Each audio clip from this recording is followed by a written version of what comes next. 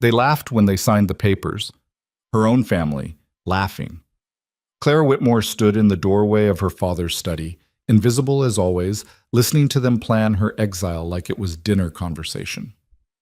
"Let's see how long that mountain man keeps her," her stepmother said, voice dripping with satisfaction.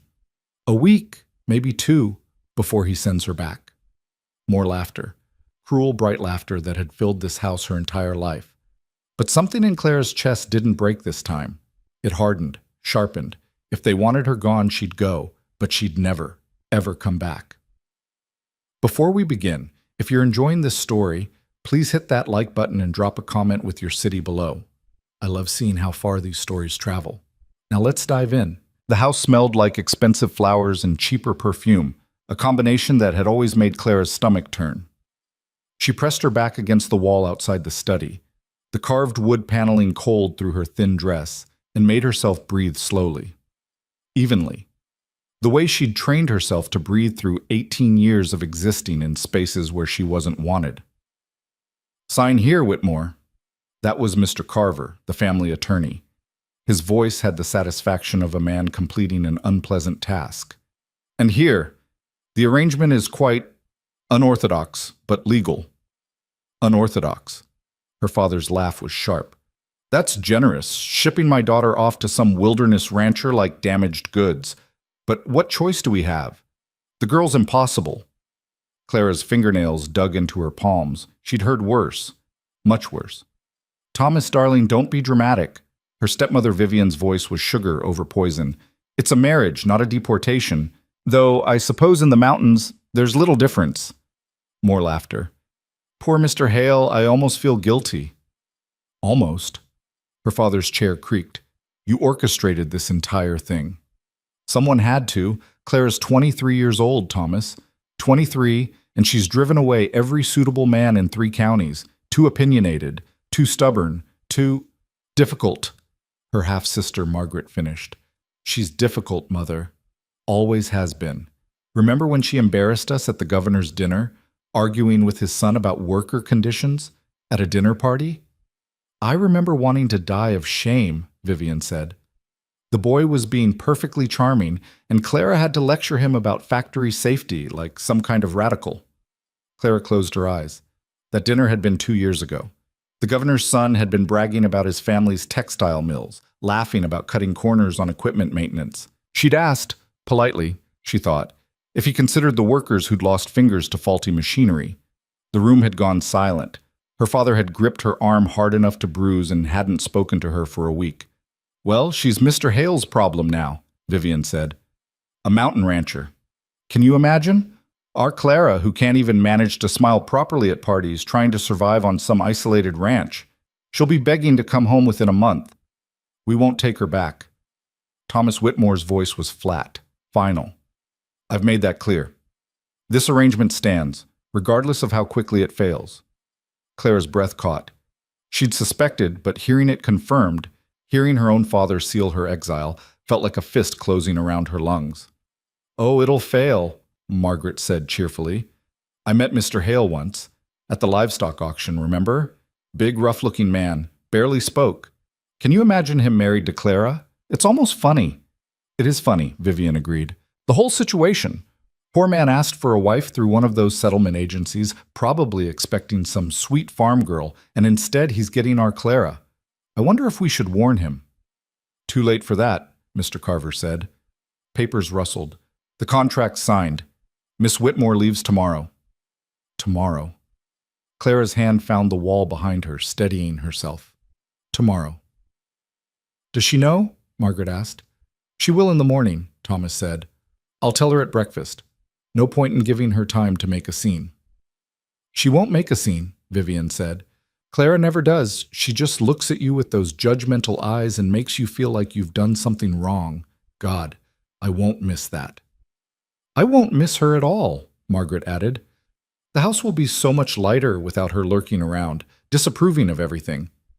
Clara turned and walked away before she could hear more. Her footsteps were silent on the thick carpet. Years of practice moving through this house like a ghost. Up the servants' stairs, the ones the family pretended didn't exist. Down the narrow hallway to her room, the the smallest bedroom in the house, tucked in a corner where guests wouldn't accidentally find it. She closed the door and locked it. Then she sat on the edge of her bed and stared at her hands. They were shaking. She made them stop. Tomorrow. She had tonight to prepare, and she'd learned long ago not to waste time on tears that changed nothing. Clara stood and opened her wardrobe. Not much to pack.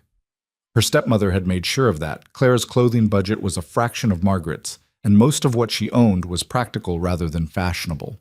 3 plain dresses, 2 work skirts, a wool coat that had been her mother's, before the fever took her when Clara was 7, before Thomas Whitmore remarried 6 months later and brought Vivian and her daughter into their home, before everything changed. Clara pulled out her mother's old traveling trunk from under the bed. Dust coated the lid, but the lock still worked. Inside, wrapped in faded tissue paper, were the few things she'd kept hidden. Her mother's journal. A photograph of her parents on their wedding day, her mother laughing, her father looking at his bride like she was the only thing in the world that mattered. Clara barely recognized him. She packed methodically. Clothing. Her own journal, filled with observations and thoughts she'd never speak aloud. The books her father didn't know she'd bought with money earned from tutoring the neighbors' children. Mathematics, agricultural science, a treatise on modern irrigation techniques that had cost her 3 months of wages. Too opinionated, she whispered to the empty room. Too stubborn. Too difficult. She packed those words too, wrapped them up and stored them away where they couldn't touch her anymore. The house settled into silence around her. Clara knew its rhythms. Vivian retired early with her laudanum and gossip papers. Margaret would be out at some party, wouldn't return until dawn. Her father would drink brandy in his study until midnight, then stumble to bed. No one would check on her. No one ever did. Clara changed into her nightdress and lay down, but sleep wouldn't come. She stared at the ceiling and thought about Rowan Hale. She'd heard the name before. A year ago, maybe longer. Her father complaining about some rancher who'd refused to sell his water rights to the mining company Thomas had invested in. Stubborn bastard, he'd said, sitting on that mountain property like he owns the whole damn territory. He did own it, as far as Clara knew.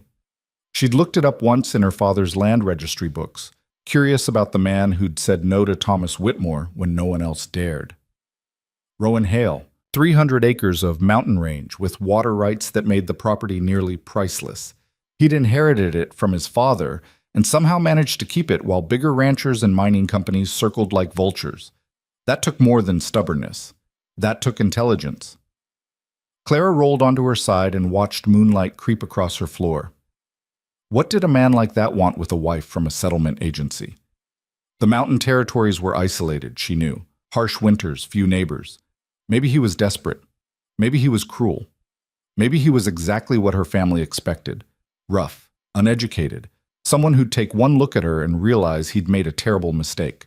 She'd find out tomorrow. The thought should have terrified her. Instead, Clara felt something else. Something that had been building in her chest all evening, pressing against her ribs like a bird testing the bars of a cage. Hope. Maybe that made her foolish. Probably did. But sitting in this house, listening to her family laugh about her exile, Clara had realized something. Whatever waited for her on that mountain couldn't be worse than this. Being unwanted by a stranger seemed almost preferable to being unwanted by the people who were supposed to love her. At least with a stranger, she'd know where she stood.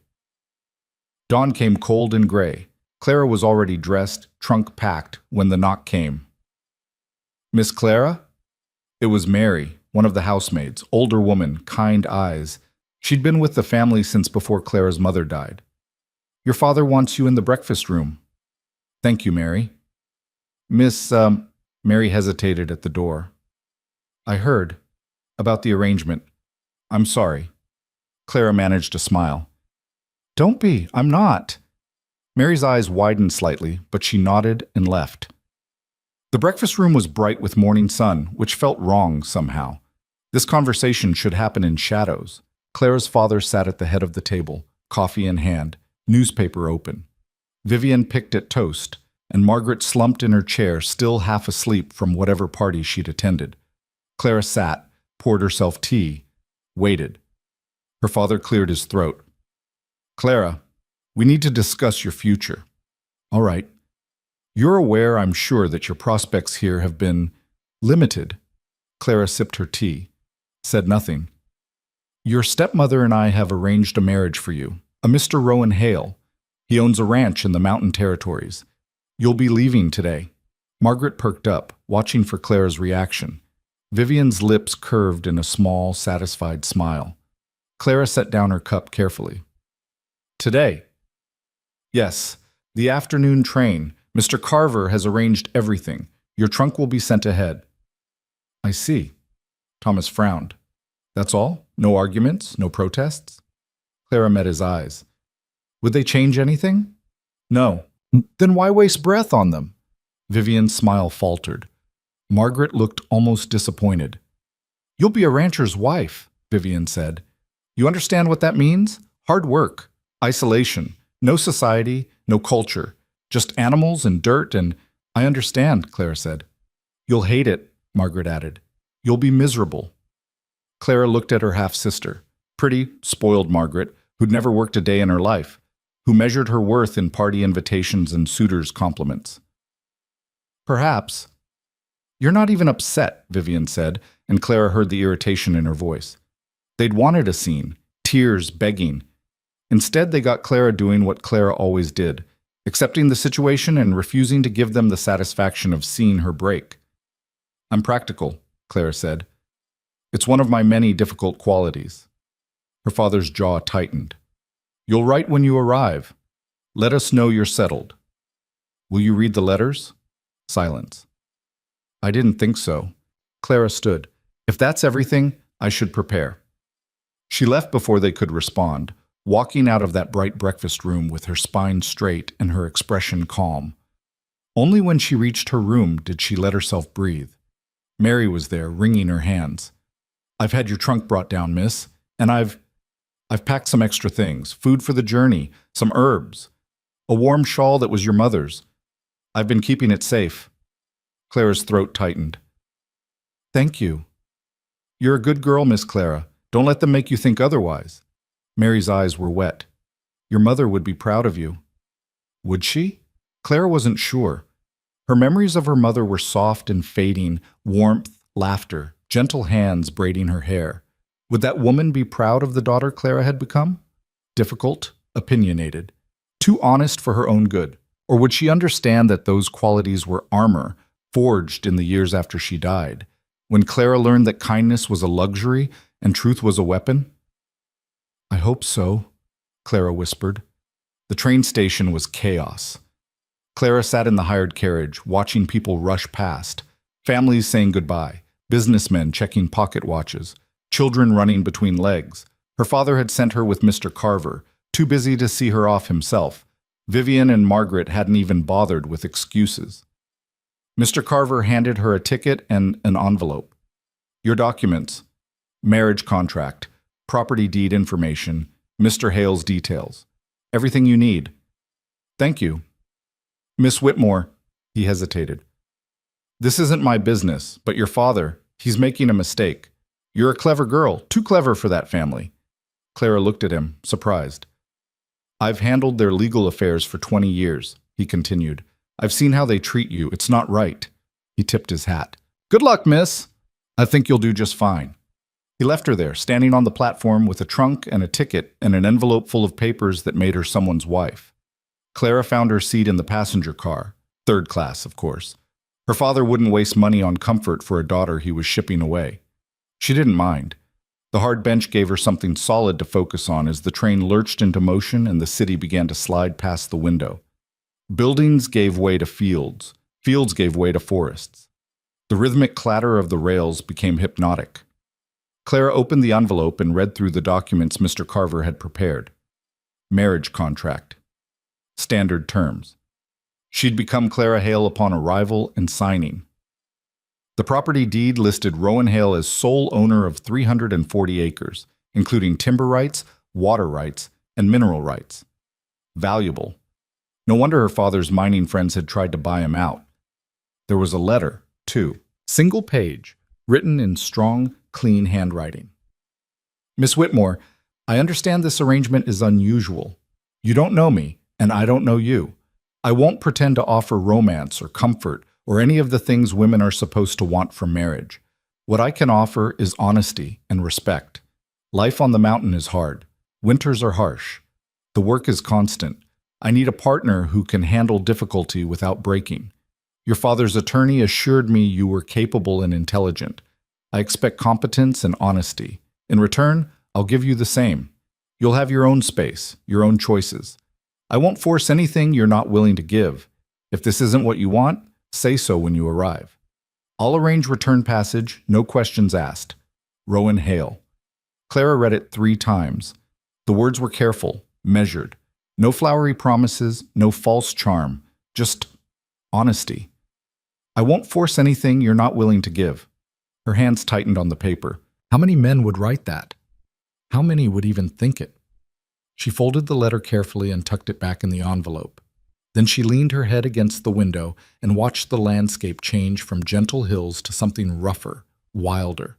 The train climbed steadily, and the air grew colder. Other passengers came and went at various stops. A family with 3 children. An older couple who argued in whispers. A young man who kept glancing at Clara until she met his eyes with such a flat, unwelcoming stare that he found somewhere else to sit.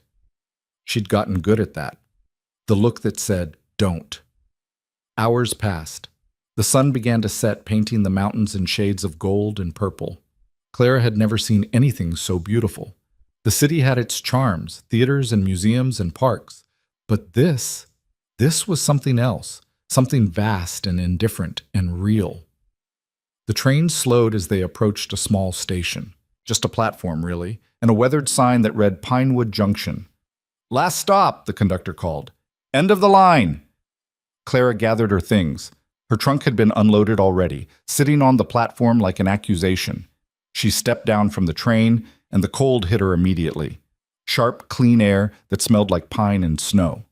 The platform was nearly empty, an old man loading crates onto a wagon, a woman with a basket, meeting someone off the train, and at the far end, leaning against a post with his arms crossed, a man. Tall.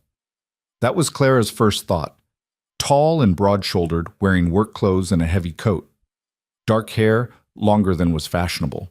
A face that looked like it had been carved from the same stone as the mountains, all hard angles and sharp lines. He wasn't handsome, exactly, but he was substantial, real. He pushed off from the post and walked toward her, and Clara made herself stand still, made herself meet his eyes. They were gray, storm cloud gray. "Miss Whitmore." His voice was deep, rough-edged. "Mr. Hale." He stopped a few feet away, giving her space, studying her the same way she was studying him. Clara wondered what he saw. A thin woman in a threadbare coat, not pretty enough to justify the trouble, not charming enough to make up for her difficult nature. "You came," he said. "Did you think I wouldn't?" "Wasn't sure. Most women wouldn't choose this." He gestured vaguely at the mountains, the wilderness, the whole impossible situation. "I didn't choose it," Clara said honestly. "But I'm here anyway." Something shifted in his expression, not quite a smile, but close.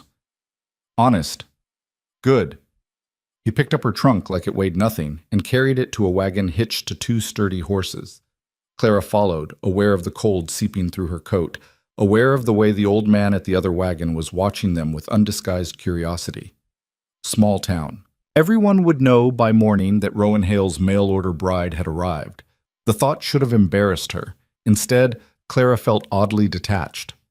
Let them talk. They didn't know her. Didn't matter. Rowan helped her into the wagon. His hand was warm, calloused, and then climbed up beside her. He clicked his tongue, and the horses started moving. They rode in silence. The road climbed steadily, leaving the small cluster of buildings behind. Trees closed in on both sides, tall pines that blocked what remained of the sunset. The temperature dropped further. Clara pulled her shawl tighter and tried not to shiver. "Cold?" Rowan asked. "I'll manage." He made a sound that might have been approval or amusement, she couldn't tell.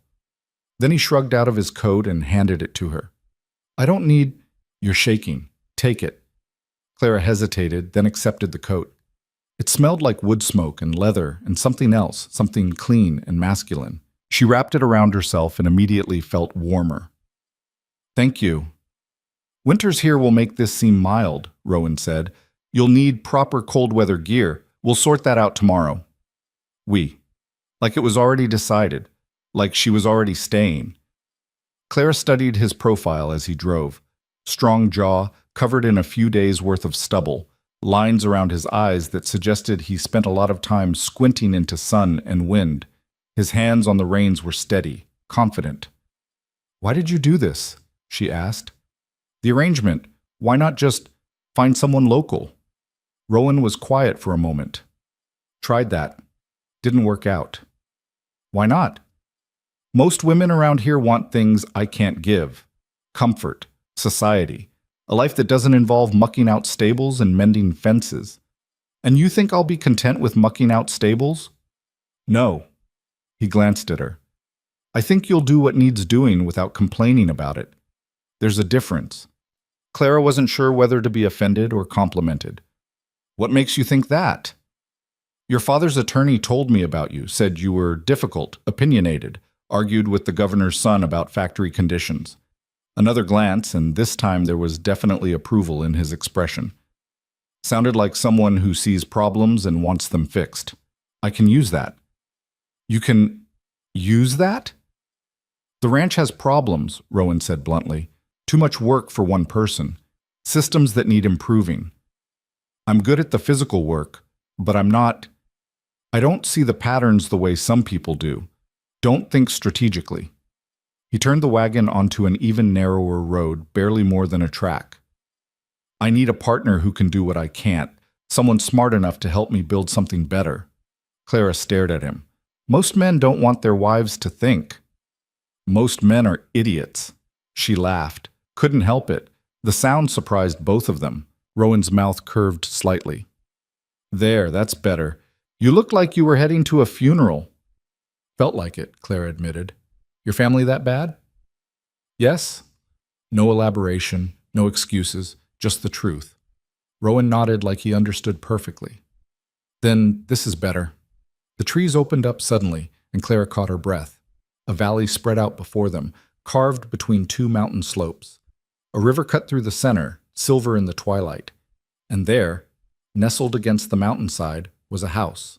Not large, not fancy, just a solid log structure with a stone chimney, smoke rising from it into the darkening sky. Outbuildings clustered nearby. Barn, stable, what looked like a workshop. Fences marked out pastures where Clara could see the shapes of cattle. It was rough, isolated. Probably uncomfortable and definitely difficult.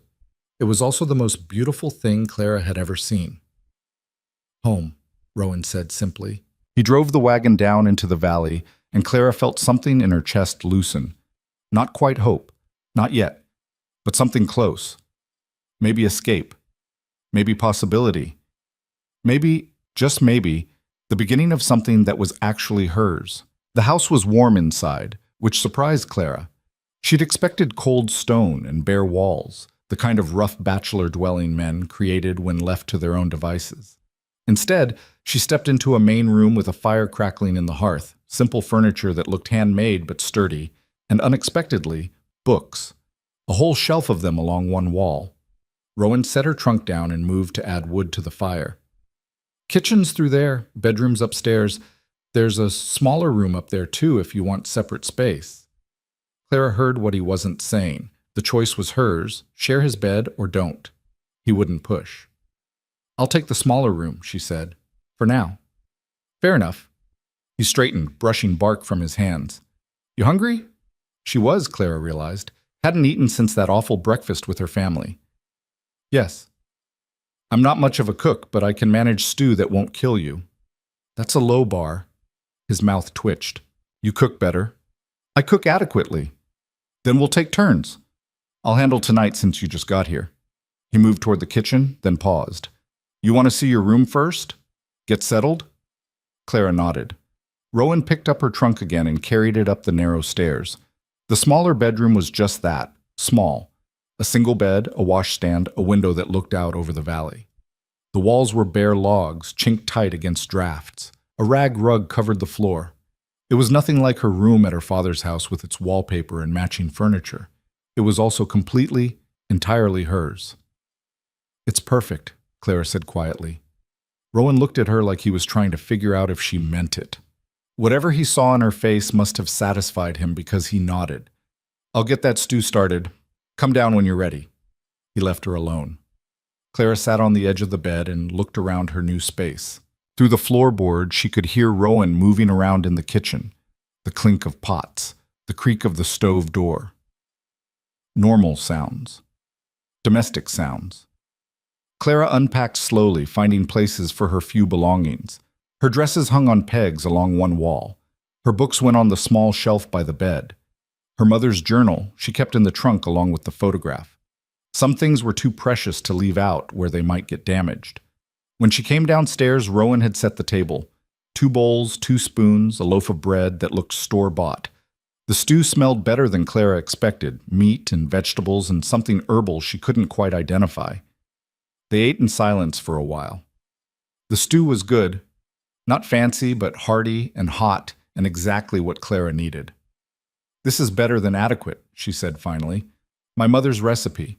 Only thing she taught me before she died." "I'm sorry." "Long time ago." Rowan tore off a piece of bread. "I was 12. Fever took her in 2 days. My father never really recovered. Threw himself into work instead of grief." Clara understood that. "My mother died when I was 7. Same thing, fever. My father remarried 6 months later." "That when things got bad?" "That's when things got bad." They finished eating. Clara started to clear the dishes, but Rowan waved her off. "You've been traveling all day. I'll handle it." "I can help." "Didn't say you couldn't. Said you don't have to." He took the bowls to the kitchen. "Tomorrow you can start pulling your weight. Tonight, just settle in." Clara didn't know what to do with kindness that came without strings attached. She stood awkwardly in the main room looking at the books on the shelf. Agricultural journals, a few novels, a mathematics textbook that looked well used. "You read mathematics?" she called to the kitchen. "Enough to keep the accounts straight. Why, you any good at numbers?" "Better than adequate." She heard him laugh, an actual laugh, rough and surprised. "Starting to think your family was blind as well as stupid." Clara pulled out one of the agricultural journals and flipped through it. Articles on crop rotation, irrigation systems, livestock breeding. Someone had made notes in the margins, observations and questions in that same strong handwriting from Rowan's letter. He came back into the room, drying his hands on a towel, caught her reading his notes. "You think I'm wrong about the winter grazing rotation?" he asked, pointing to one margin note. "I think you're asking the right questions, but the answer isn't in this journal." "Where is it?" "In your land. Every property is different. What works for ranches in flat country won't work here." Clara traced one of his questions with her finger. "You need to observe your own patterns. Where do the cattle naturally cluster in winter? Where's the best shelter? Which pastures retain moisture longest?" Rowan leaned against the doorframe, arms crossed, watching her. "You've studied this." "I've read about it, haven't applied it. There's a difference." "But you could. Apply it, I mean." Clara met his eyes. "I could try." "That's all I'm asking." He straightened. "You should get some sleep. Morning comes early here."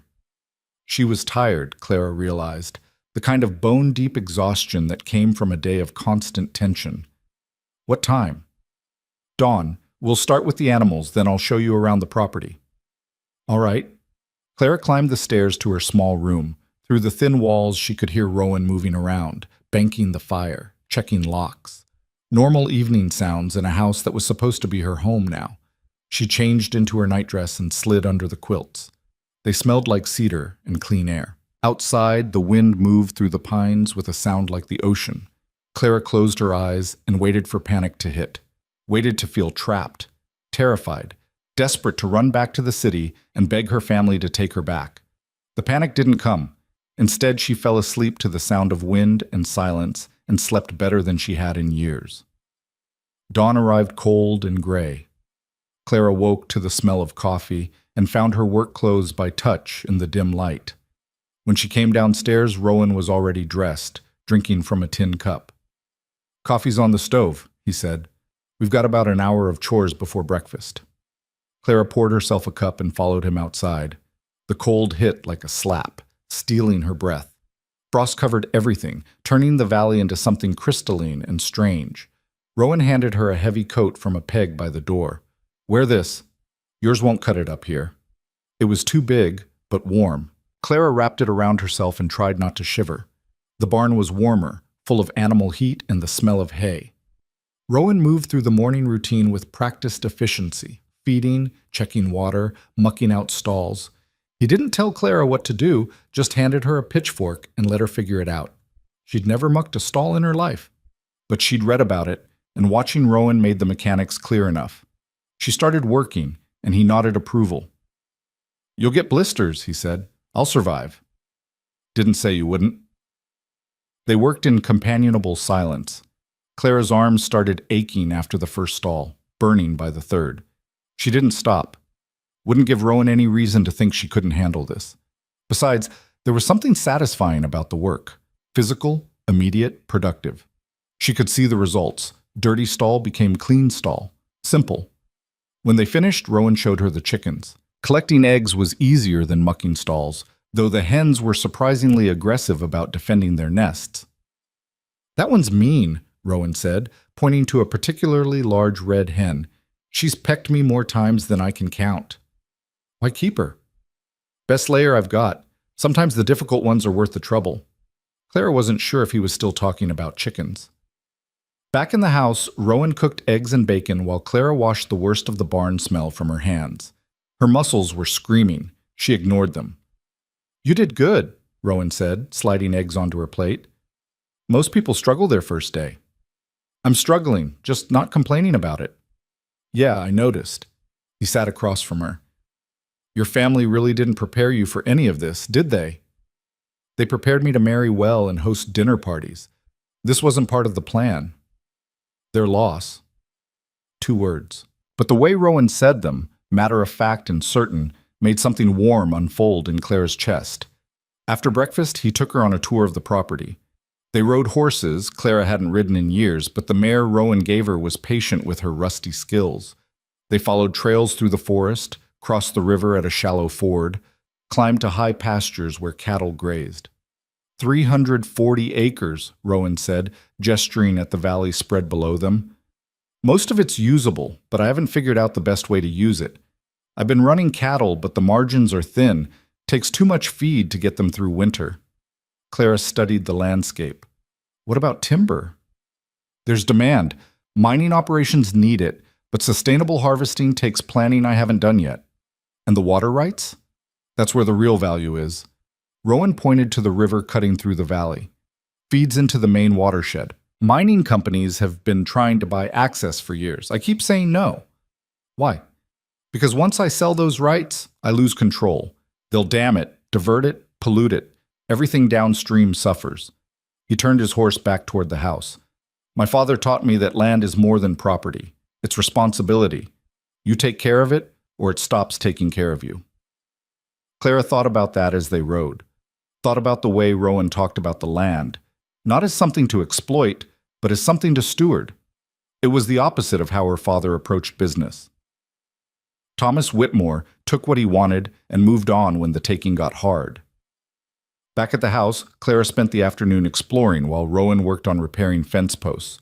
She found the workshop fascinating, tools organized with almost military precision, half-finished projects that showed real craftsmanship, a rocking chair that just needed sanding, a set of shelves waiting for assembly. The house itself was surprisingly well organized for a bachelor household. Clean dishes, swept floors, everything in its place. Rowan clearly valued order. Clara started making mental notes. Things that could be improved. Systems that could be streamlined. The kitchen storage was inefficient. The root cellar needed better ventilation. The chicken coop could be expanded. She was still making notes when Rowan came in, covered in dirt and looking exhausted. "Find everything you need?" he asked. "I found things that need fixing." He raised an eyebrow. "That was fast." "You said you needed someone who could see problems." Clara showed him her list. "These are the obvious ones. I'm sure there are more." Rowan read through her notes carefully. His expression didn't change, but Clara saw his jaw tighten. "Did I offend you?" she asked. No, just most people wouldn't notice half of this, and the ones who would notice wouldn't mention it. He looked at her. You really do just say what you think, don't you? Would you prefer I didn't? I'd prefer exactly what you're doing. He handed back her notes. We'll start working through these, but not today. Today I need food and sleep, in that order. They fell into a routine over the next few days. Up at dawn, morning chores, work on whatever project Rowan had planned, afternoon chores, dinner, sleep. The work was hard and constant, but Clara found she didn't mind. Every night she fell into bed exhausted, and every morning she woke up knowing exactly what needed doing. No pretending, no performing, just work. Her hands developed blisters, then calluses. Her muscles stopped screaming and started just aching. She learned which chickens to avoid and which cows kicked, learned to read weather in the clouds and predict rain by the way the wind smelled. Rowan was a good teacher, patient, thorough, never condescending. When Clara made mistakes, he showed her the correct way without making her feel stupid. When she had ideas, he listened. Actually, listened. It was intoxicating. A week into her arrival, Claire reorganized the kitchen storage based on frequency of use and cooking workflow. Rowan came in for lunch, stopped, and stared. You rearranged everything. Is that a problem? He opened a cabinet, found what he needed immediately, and closed it. No, it's better, much better. How did you... I watched how you cook. You were wasting time moving between stations. This reduces unnecessary steps. Rowan leaned against the counter, looking at her like she'd performed magic. You watched how I cook? Of course. How else would I know what needed changing? Clara. He said her name carefully, like he was testing the weight of it. Most people don't pay that kind of attention. Then most people are inefficient. He laughed. That same rough, surprised laugh that Clara was starting to really like. Yeah, they are. That night, after dinner, Rowan pulled out the ranch accounts. Ledgers filled with his careful handwriting, tracking income and expenses, profit and loss. I need help, he said bluntly. I can track the numbers, but I can't make sense of the patterns. Can't figure out where I'm losing money. Clara took the ledgers and started reading. It didn't take long to spot the problems. Your feed costs are too high, she said. You're buying when prices peak instead of stocking up during low periods, and you're not accounting for seasonal variation in cattle weight. You should be selling in early fall when they're heaviest, not late fall when they've already started losing condition. Rowan stared at the numbers like they'd betrayed him. How did I miss that? You were focused on the daily details. Sometimes you need distance to see the pattern. Can you fix it? Clara looked at him. I can try, but I'll need to understand the whole operation. Every aspect, income, expenses, labor costs, market prices. Done. It's yours. Just like that? Just like that. Rowan closed the ledger. I told you I needed a partner who could do what I can't. You just proved you can. Over the next 2 weeks, Clara dove into the ranch's finances. She created new tracking systems, identified inefficiencies, and started building a comprehensive picture of the operation. Rowan gave her complete access to everything and answered her questions without hesitation. She discovered he'd been undercharging for timber sales, leaving money on the table because he didn't know the market rates. Fixed that. Found he was paying too much for equipment repairs that he could do himself with the right tools. Fixed that too. Every evening they'd sit together, going over what Clara had found. Rowan would listen, ask questions, and implement her suggestions without ego or resistance. It was the strangest partnership Clara had ever experienced. No fighting for control, no dismissing her ideas because she was a woman. Just two people working toward the same goal. She kept waiting for the trap. For Rowan to reveal himself as just another man who wanted a woman to shut up and obey. But it never came. One afternoon, Claire was in the barn checking inventory when she heard voices outside. Rowan's and someone else's. A woman's voice, high and sweet. Claire stepped to the barn door and saw a buggy pulled up to the house. A young woman in an expensive dress stood talking to Rowan, smiling brightly. Pretty in a delicate porcelain doll way that Clara had never managed to achieve. I heard you'd gotten married, the woman was saying. I had to come see for myself. Rowan Hale married. I never thought I'd see the day. Sarah, Rowan's voice was carefully neutral. This is unexpected. I know. I should have sent word, but I was passing through and Sarah trailed off as she noticed Clara. Her smile faltered. Oh, you must be the wife. Clara walked over, very aware of the hay in her hair and the dirt on her work dress. Clara Hale. And you are? Sarah Brennan. Rowan and I are old friends. She turned back to Rowan, deliberately excluding Clara. I was so surprised when I heard. A mail-order bride? You could have had anyone, Rowan. Why would you? Because I needed someone who could work, Rowan interrupted. Not someone who'd break a nail feeding chickens. Sarah's laugh was forced. Work? How practical. But marriage is about more than work, isn't it? Companionship, affection. Sarah. Rowan's voice went flat.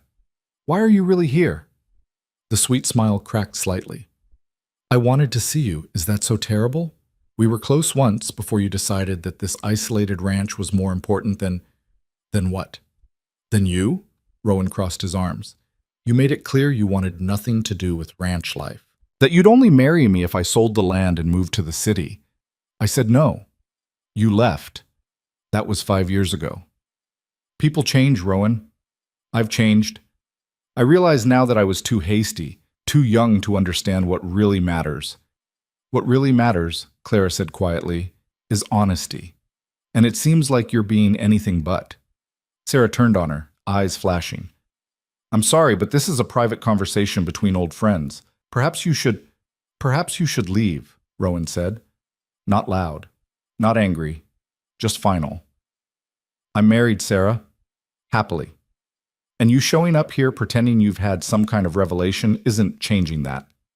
Happily? Sarah's laugh was bitter now. With her? Rowan, look at her. She's covered in dirt. She looks like a field hand. She's not even pretty. She's standing right here, Clara said, her voice ice. And she's perfectly capable of defending herself. But since we're being honest, let me make something clear. I don't care what you think of me. I don't care what you and Rowan were to each other. I care about this ranch and the work we're doing here. If you can't respect that, then yes, you should leave. Sarah stared at her, shocked into silence. Rowan stepped closer to Clara, not touching her, but the message was clear. You heard my wife. Time to go, Sarah. Sarah climbed back into her buggy, face flushed with anger and humiliation. You'll regret this, Rowan. You're wasting yourself out here with someone who can't even appreciate what she has.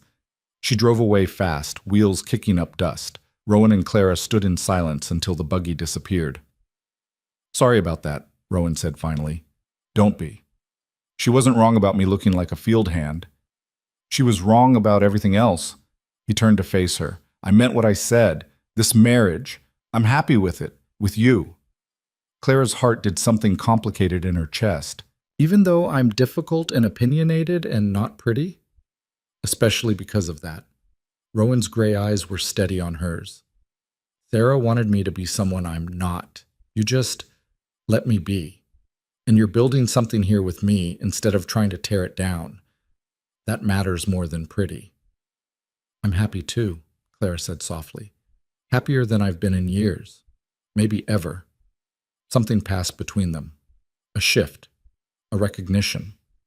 Rowan reached out slowly, giving Clara time to pull away. When she didn't, he touched her face, calloused fingers gentle against her cheek. Can I kiss you? He asked. Clara's breath caught. Yes. He kissed her carefully, like she might break. Clara kissed him back less carefully and felt him smile against her mouth. When they broke apart, Rowan rested his forehead against hers. We should probably go inside, he said, before the neighbors start talking. There are no neighbors for miles. Good point. He kissed her again. That night, Clara didn't sleep in the small bedroom. She moved her things into Rowan's room, into their room, and discovered that partnership could extend to more than just work. That respect could turn into something warmer, deeper. That difficult women and quiet men could find something together that neither had found anywhere else. The next morning, Clara woke to sunlight streaming through different windows and Rowan's steady breathing beside her. She looked around the room, his clothes mixed with hers, his books on the nightstand next to hers, and felt something settle in her chest. Home. This was home. Not because it was perfect or easy, but because it was honest, real, Hers. 3 months into the marriage, Clara had transformed the ranch's accounting system completely. She sat at the kitchen table with ledgers spread around her, coffee going cold at her elbow, when Rowan came in from morning chores covered in mud. "Creek's flooding," he said, dropping his hat on the peg. "Lost about 20 feet of fence line near the north pasture." Clara looked up from the numbers. "The posts I told you needed replacing last month?" "Yeah." Rowan scrubbed a hand over his face. "You were right. Should have listened. Should have insisted harder." Clara closed the ledger. "How bad is it?" "Bad enough we'll need to move the cattle before they wander off. And I'll need to rebuild that whole section." He poured himself coffee and sat across from her. "What are you working on?" "Timber contracts. I think we're leaving money on the table. We're already selling timber. To the wrong buyers at the wrong prices." Clara turned the ledger so he could see her calculations. "The mining operations buy through a middleman who takes 30%. If we sell directly, cut out the intermediary, we increase profit significantly." Rowan studied the numbers. "The middleman is Jack Brennan, Sarah's father." "I know. He's not going to like losing that contract." "I don't particularly care what he likes," Claire said. "The question is whether you care." Rowan was quiet for a moment. "He's got influence in town. Could make things difficult." "More difficult than losing 30% of our timber revenue?" "No." Rowan tapped the ledger. "Do it. Make the changes. I'll deal with Brennan." Clara had expected more resistance. "Just like that?" "Just like that?" He stood, wincing slightly. "You've been right about everything else. Why would this be different?" She watched him move to the stove, favoring his left side. "You're hurt." "Just bruised. Fence post fell on me." "Let me see." "It's fine." "Rowan." Clara used the voice that made him stop and listen. "Let me see." He pulled off his shirt reluctantly. A massive bruise was blooming across his ribs, dark purple already turning black at the edges. Clara stood and pressed gently around the injury, checking for breaks. Rowan hissed when she hit a tender spot. "You might have cracked a rib," she said. "Wouldn't be the first time." "That doesn't make it better." She went to the cabinet where they kept medical supplies, another thing she'd organized. "Sit down. I need to wrap this." Rowan obeyed, and Clara carefully bound his ribs with strips of cloth. Her hands were steady, efficient. She'd learned basic medical care from books and necessity. Up here, the nearest doctor was a 2-hour ride. "You're good at this," Rowan said quietly. "I'm competent at it. There's a difference." "You're good at everything you try." Clara tied off the bandage. "I'm good at learning. That's not the same as being naturally talented. It's better." Rowan caught her hand before she could step away. "Natural talent is easy. Learning takes work and stubbornness." "So I'm stubborn now?" "You've always been stubborn. It's one of your best qualities." He pulled her closer, carefully because of his ribs, along with being difficult and opinionated. Clara smiled despite herself. "You have strange taste in women." "I have excellent taste in women."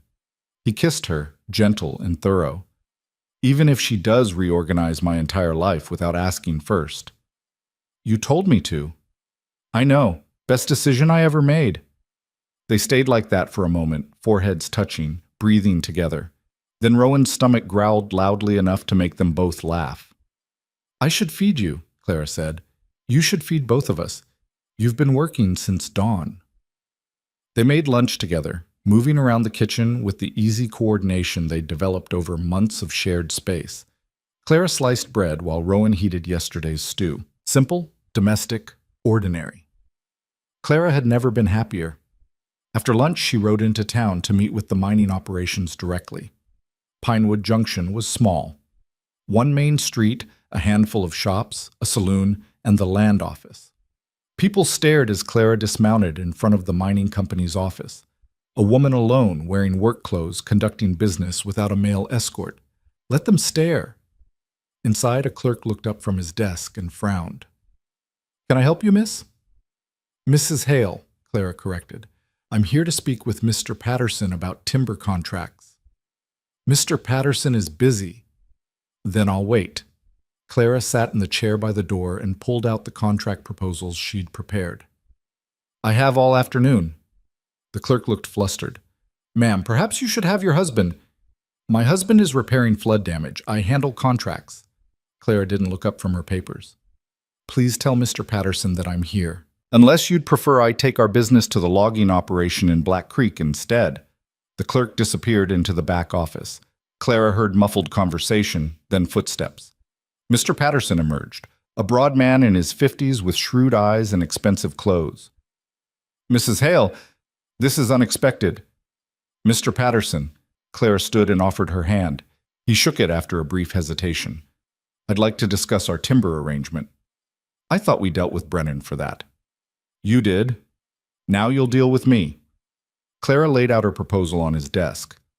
These are our terms for direct sale. No intermediary. Better prices for both of us. Patterson studied the numbers. His expression shifted from skeptical to interested. Brennan won't be happy about this. That's between you and Brennan. Are you interested in better prices or not? You're quite direct. I don't see the point in being otherwise. We have timber. You need timber. This arrangement benefits us both more than the current system. Patterson leaned back in his chair. Your husband know you're doing this? He told me to do this. Unusual man. He's a practical man, as am I. Clara tapped the contract. Do we have a deal? Patterson picked up his pen.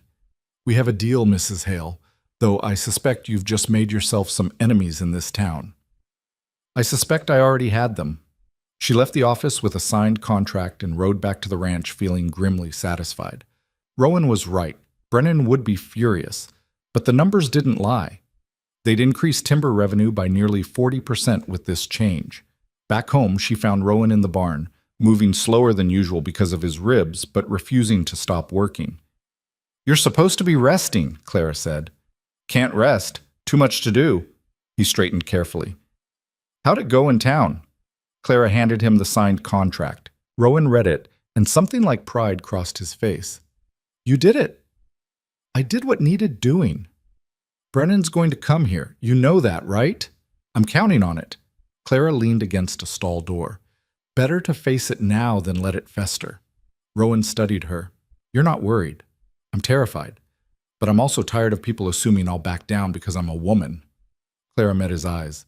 If he comes here looking for a fight, he'll get one. Good.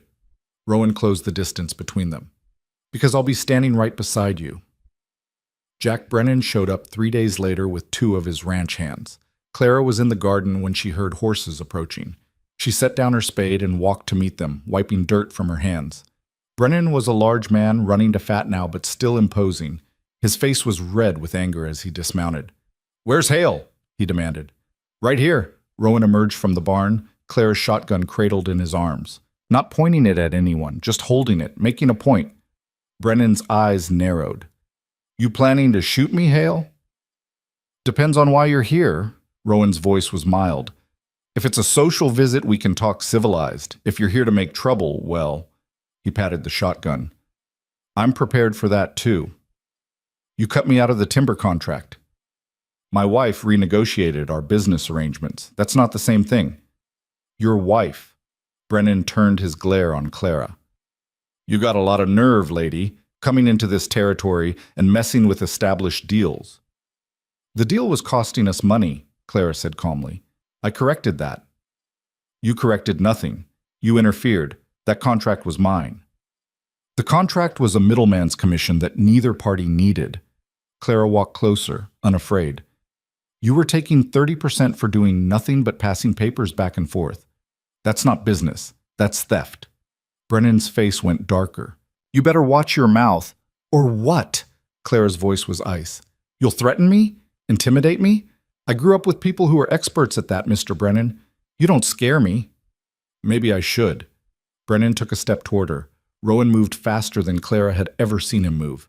Suddenly, he was between them, shotgun no longer casual in his grip. That's far enough, Rowan said quietly. The ranch hands behind Brennan shifted nervously. This was escalating faster than any of them wanted. Brennan held up his hands, but his expression was ugly. You're making a mistake, Hale. I've got friends, influence. I can make your life very difficult. You can try, Rowan said, but my wife's got the law on her side. Contract was renegotiated legally. Patterson signed willingly. You've got no ground to stand on. I've got plenty of ground, and when you come into town, when you need supplies or services, you're going to find doors closed. People remember who their friends are, and people remember who tries to bully them, Claire said. You think you're the first person to threaten me, Mr. Brennan? I've been threatened by better people than you. It didn't work then. It won't work now. Brennan stared at her like he couldn't quite believe what he was hearing. You really are as difficult as they say. Worse, probably. Clara smiled, sharp and cold. And I'm not going anywhere. So you can either accept the new arrangement or you can waste your energy trying to fight it. Your choice. For a long moment, nobody moved. Then Brennan turned and climbed back on his horse. This isn't over, he said. Yes, it is, Rowan replied. Go home, Jack. Before you do something we'll all regret. Brennan and his men rode away, leaving dust and tension behind them. Clara waited until they were out of sight before she let herself exhale. Her hands were shaking. She tucked them behind her back so Rowan wouldn't see. You all right? Rowan asked. Fine. Clara. She turned to face him. I'm scared. Is that what you want to hear? I'm scared of what he might do. Scared. I just made everything worse. Scared I'm going to ruin everything you've built here. Rowan pulled her close, careful of his ribs. You're not ruining anything. You're making it better. And you're right. He's got no legal ground. Just bluster. Bluster can still do damage. Maybe. But we'll handle it. He kissed the top of her head. Together. That word again. Together. Clara let herself lean into him, just for a moment. Then she straightened. We have work to do. Always. Rowan smiled. Come on. Those fence posts won't replace themselves. Over the next few weeks, Brennan made good on his threat. The general stores started charging them higher prices. The blacksmiths suddenly got too busy to take their repair work. At the saloon, conversation stopped when Rowan walked in. Small-town politics. Clara had expected it. What she hadn't expected was the support that came from unexpected places. Mrs. Chen, who ran the boarding house, stopped Clara on the street one afternoon. Mrs. Hale, I heard what you did with that timber contract. Clara braced for criticism. Yes? Good for you. Mrs. Chen smiled. Brennan's been squeezing everyone for years. About time someone stood up to him. You're not upset? Why would I be upset? You did smart business. People respect that. Well, she amended, some people respect that, the ones worth knowing. Other shopkeepers started nodding to Clara when she passed. The postmaster saved her a newspaper. A farmer whose land bordered theirs stopped by to ask her advice on irrigation. Slowly, Clara realized something. The people Brennan had intimidated into silence were watching to see if she'd break. When she didn't, when she kept coming to town and conducting business with her head high, they started treating her differently. Not as Rowan's difficult wife, as Clara Hale, who knew her own mind and didn't apologize for it. The turning point came 6 weeks after the confrontation. Clara was at the land office researching water rights when she overheard two men talking. Brennan's trying to buy up the Morrison property, one said. Going to dam the creek, sell the water rights to the mines. That'll dry up half the farms downstream. Morrison doesn't care. He's selling cheap and getting out. Clara's mind raced. The Morrison property bordered theirs on the east side. If Brennan dammed that creek, it would affect their water access too. She found Rowan at the blacksmith's, the one place in town that still treated them fairly because old Sam didn't care about Brennan's politics. We need to talk, Clara said. Now. Back at the ranch, she laid out what she'd heard. Rowan's expression went dark. If he dams that creek, we lose access to the eastern pastures, he said. I know, and there's nothing illegal about it. Morrison owns the land, has the right to sell. So what do we do? Clara had been thinking about this all the way home. We buy it first. We don't have that kind of money.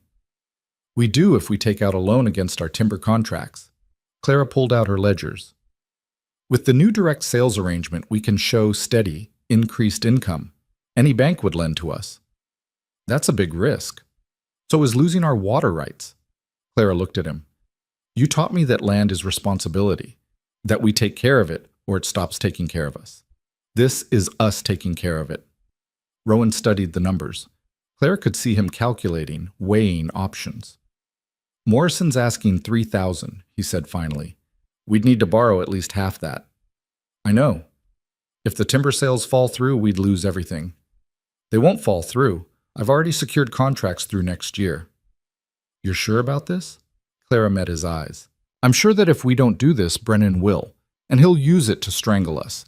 This isn't just about buying land. It's about protecting what we've built. Rowan was quiet for a long moment. Then he nodded. All right, let's do it. The next day they went to the bank together. The banker, Mr. Whitfield, was skeptical at first. A rancher looking to expand during hard times seemed foolish. Then Clara showed him the ledgers, the increased timber revenue, the detailed projections, the contracts already in place. You did all this? Whitfield asked, looking at Clara with new respect. We did all this, Clara corrected, nodding toward Rowan. My husband handles the land management. I handle the business operations. And together we're building something sustainable, Rowan added. Not just profitable, but responsible. Whitfield studied them both. I have to admit, Mrs. Hale, you're not what I expected when I heard Rowan had gotten married. I'm not what anyone expected, Clara said. That seems to work in our favor. They got the loan. $2,000 at reasonable interest, secured against their timber contracts and existing property. With their savings, it was just enough. Clara sent a message to Morrison that same afternoon. They wanted to discuss purchasing his property. Morrison was an older man, tired and worn down by years of hard farming. He met them at his house, suspicion clear on his face. Brennan's already made an offer, he said. I know, Clara replied. We'd like to make a better one. She laid out their proposal. Same price Brennan offered, but with additional terms. Morrison could stay in his house through the winter, they'd help him transport his belongings when he was ready to move, and they'd maintain the family cemetery on the property in perpetuity. Morrison's eyes grew wet at that last part. My wife's buried there. My daughter. We know, Rowan said quietly, and we'll make sure it's always cared for. Morrison looked between them. Why? Why do all this when you could just buy the land and do whatever you want with it? Because that's not what land is for, Clara said. It's not just property to exploit. It's responsibility, legacy. You built something here, Mr. Morrison. We want to honor that. Morrison signed the papers that evening. By morning, word had spread through town that the Hales had bought the Morrison property out from under Jack Brennan. When Brennan found out, his rage was spectacular. He came to the ranch again, this time alone, his face purple with fury. You think you're clever, he snarled at Clara. Think you can waltz in here and upset the whole order of things. I don't think anything, Clara said calmly. I just did what needed doing. You made an enemy, lady, a powerful enemy. I've had powerful enemies before. I'm still here. Brennan stepped closer, looming over her. You're going to regret this. I doubt that. Clara didn't back down, didn't flinch. But you might want to ask yourself why you're so angry about a business transaction, unless there's something else going on. Something you're not saying. His hand moved fast. Rowan was faster. He grabbed Brennan's wrist before it could reach Clara, his grip iron hard. Touch my wife, Rowan said softly, dangerously, and I'll break every bone in your hand. Brennan tried to pull free. Couldn't. You're both going to pay for this. With what? Clara asked. You've tried intimidation, tried threats. You've turned people against us in town, and it didn't work. We're still here, still building, still succeeding. What exactly are you going to do that hasn't already failed? Brennan wrenched his hand free and stormed off, but Clara saw something in his face that made her uneasy. This wasn't over. Not by a long shot.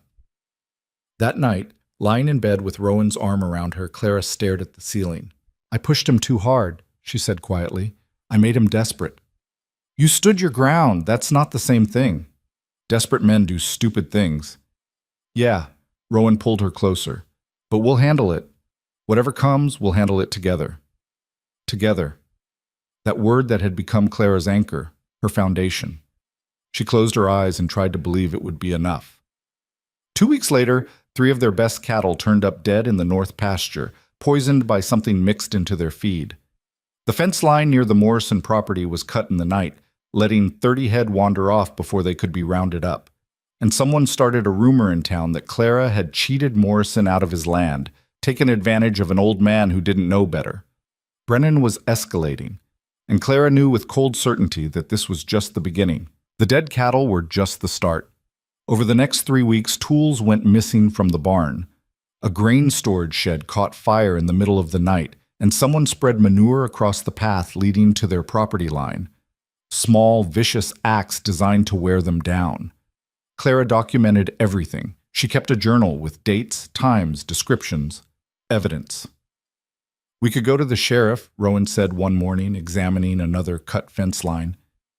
"And say what? That we suspect Jack Brennan is sabotaging us with no proof?" Clara crouched beside the damage. "This was done with wire cutters, same as the last 3 times, but we didn't see who did it. Everyone knows it's him." Knowing and proving are different things. Clara stood, brushing dirt from her hands. "The sheriff won't act on suspicion, especially not against someone with Brennan's influence." Rowan's jaw tightened. "So we just let him keep attacking us?" "No, we wait for him to make a real mistake, something we can prove." It was the practical answer, the smart answer. But it tasted like ash in Clara's mouth. She was tired of waiting, tired of defending, tired of playing by rules that men like Brennan never followed. They were repairing the fence when they heard horses. Not just 1 or 2, at least 6 riders approaching from the direction of town. Rowan reached for the rifle he'd started keeping close.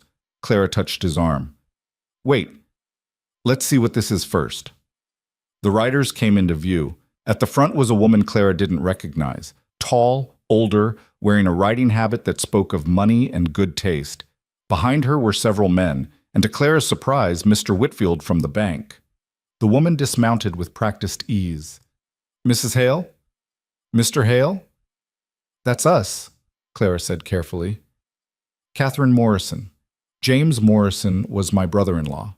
She had sharp eyes that took in everything: the cut fence, Rowan's defensive posture, Clara's wary expression. "I came as soon as I heard about the property sale. I wanted to meet the people who promised to care for the family cemetery." Clara relaxed fractionally. "Mrs. Morrison, I'm sorry for your family's loss. James wrote to me before he signed the papers, told me about your offer, about the terms you proposed." Catherine's gaze moved between them. "He said you treated him with more respect than anyone had in years, that you saw the land as something to steward, not just exploit." "That's how we see it," Rowan said. "I'm glad to hear that, because I've been hearing other things in town, disturbing things." Catherine gestured to the riders behind her. "Mr. Whitfield here tells me you've been experiencing difficulties." Whitfield dismounted, looking uncomfortable. "Mrs. Morrison asked me about your loan, about the property purchase. When I mentioned the rumors circulating about fraud, she wanted to know more." "There was no fraud," Clara said sharply. "Your brother-in-law signed those papers willingly. We paid fair market value and added terms specifically to protect his interests." "I know that," Catherine said. "I read the contract. It's exceptionally fair, which is why the rumors being spread are so obviously false." She turned to face the cut fence. "And why I suspect Jack Brennan is behind more than just gossip." Clara and Rowan exchanged glances. "You know Brennan?" Clara asked. "Unfortunately, he tried to court my daughter years ago. When she refused him, he spread vicious lies about her reputation. Cost her a good marriage prospect before we could set the record straight." Catherine's expression hardened.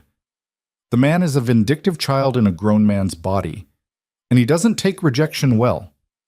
"We've noticed," Rowan said dryly. "I imagine you have, which is why I'm here." Catherine turned back to them. "I own property in 3 territories. I have investments in mining, timber, and cattle.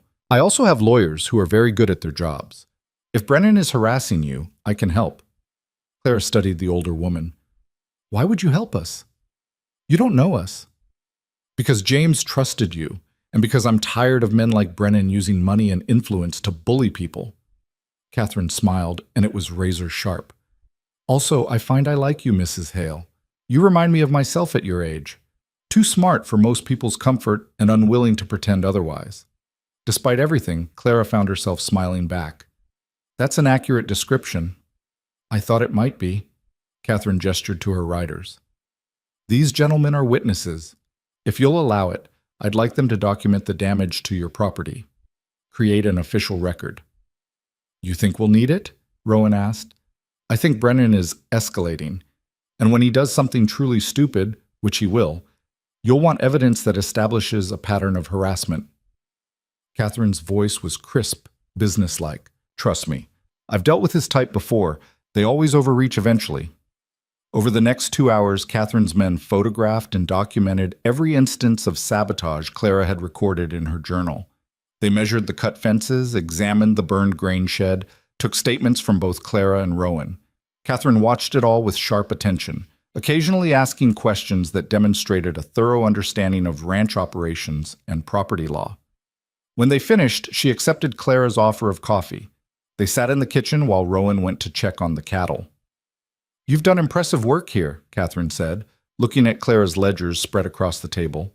These accounting systems are more sophisticated than what I see from most ranch operations. I like organization. You like efficiency. There's a difference. Catherine sipped her coffee. How did a woman with your skills end up married to a mountain rancher through a settlement agency? Clara hesitated, then decided honesty was the best approach. My family wanted me gone. I was too difficult, too opinionated. They thought shipping me off to someone who'd regret taking me was a fitting punishment. And instead I found someone who values those qualities instead of being threatened by them. Catherine smiled. Good. Too many capable women waste themselves trying to be less threatening to fragile men. She set down her cup. I meant what I said about helping. I'll leave one of my lawyer's cards. If Brennan does anything actionable, contact him immediately. Why are you really doing this? Clara asked. The truth. Catherine was quiet for a moment. Because 20 years ago, I was you. Smart, capable, married to a good man who respected my mind. And I watched influential men try to destroy us because we didn't play by their rules. We survived, but barely. If I can help someone else avoid that fight, I will. She stood to leave, then paused. One more thing. Be careful. Brennan's pride has been wounded publicly multiple times now, first with the timber contract, then with the Morrison property. Men like that don't just want to win, they want to punish anyone who made them look foolish. After Catherine and her men left, Clara sat alone in the kitchen, thinking. Rowan came in to find her staring at the lawyer's card. You all right? He asked. I'm thinking about patterns, about how Brennan operates. And? He's been attacking our property, our reputation, but he hasn't actually accused us of anything directly. He's letting rumors spread while keeping his own hands clean. Smart, cowardly, but smart.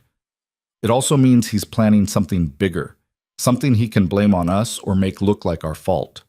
Clara tapped the card against the table. What would hurt us most? What would give him maximum damage? Rowan sat across from her. Water rights. If he could prove we were somehow violating water usage laws, damaging downstream access, he could force a sale, claim we're mismanaging a public resource. Clara's mind raced. That's why he wanted the Morrison property so badly. Not just to dam the creek, but to control access to the whole watershed, which we now control instead. Exactly. So how does he take that back? Clara stood and went to the maps they kept of the property. What if he doesn't take it back? What if he just makes it worthless to us? Rowan joined her at the maps. You think he'd poison the water? I think he'd do something to make it look like we poisoned it, frame us for environmental damage, get the authorities involved, force us to sell to pay fines or legal fees. That's a serious accusation. I know, but look at the pattern. Everything he's done has been designed to make us look incompetent or dishonest. Dead cattle could be blamed on our poor management. The fire could be carelessness. The rumors about Morrison are fraud accusations. Clara traced the creek line on the map. What's the next logical step for a man who wants to destroy us? Make us look like criminals. Rowan's expression went dark. We need to protect the water access. Make sure there's no way he can contaminate it and blame us. They spent the next 3 days securing every water source on their property. They built locked gates around the main creek access points, posted notices about their water management practices, and documented everything. Clara even convinced Mr. Whitfield to send a bank inspector to verify their land usage was responsible and legal. But Clara couldn't shake the feeling they were missing something, some angle they hadn't considered. The answer came a week later, but not from Brennan. Clara was in town buying supplies when she overheard two women talking outside the general store. "Did you hear? Someone filed a claim saying the Hales property line is wrong, that they stole 20 acres from the Morrison estate." "Who filed it?" "Some mining company. Said they had original survey documents showing the boundary was different than what the current deed shows." Clara's blood went cold. She abandoned her shopping and went straight to the land office. The clerk confirmed it. A mining company called Summit Resources had filed a boundary dispute, claiming the Hales' property encroached on land that should have reverted to public access when Morrison sold. "This is ridiculous," Clara said, trying to keep her voice level. "We have a clear deed. The property was surveyed properly. They say they have older documents, original territorial surveys from before statehood." The clerk looked uncomfortable. "There's going to be a hearing. The judge will review both sets of documents and make a determination." "When?" 2 weeks. Clara left the land office with her hands shaking. She rode home hard and found Rowan in the barn. "We have a problem," she said, and explained about the boundary dispute. Rowan listened, his expression growing darker. "Summit Resources. Never heard of them." "Neither have I, but I'm willing to bet if we dig deep enough, we'll find Brennan's money behind it." "A shell company. Harder to prove his involvement." "Exactly." Clara paced the barn. "If they win the dispute, we lose 20 acres, including the main creek access point. Without that water, the Morrison property becomes nearly useless. Which means we can't sustain the larger herd, can't fulfill our timber contracts, and default on the bank loan. And have to sell everything just to cover our debts." Clara stopped pacing. "It's brilliant, vicious and underhanded, but brilliant. He's not attacking us directly. He's using the legal system to destroy us. Can we fight it? We can try. But judges in territorial disputes tend to favor original survey documents over later deeds. If they have legitimate papers from the territorial period, we're in trouble." Clara nodded. They stood in silence for a moment, the weight of it settling over them. "Catherine Morrison said Brennan would overreach," Clara said finally. "Maybe this is it. A boundary dispute based on fake documents." "You think they're fake?" "I think it's convenient that documents nobody's seen in 30 years suddenly appear right when Brennan needs them." Clara's mind was already working through possibilities. "We need to see those papers, examine them ourselves." "How?" "The hearing is public. The documents will be entered as evidence. We'll get our chance." The 2 weeks until the hearing were tense. Clara spent every spare moment researching territorial survey methods, property law, and document authentication. She wrote to Catherine Morrison, who sent her own lawyers to review the case.